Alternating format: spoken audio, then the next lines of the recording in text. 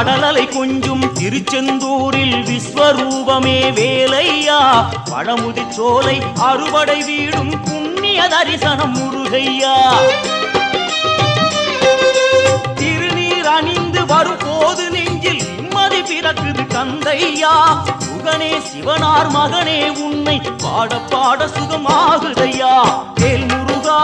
அரோகரா அரோகரா வேல்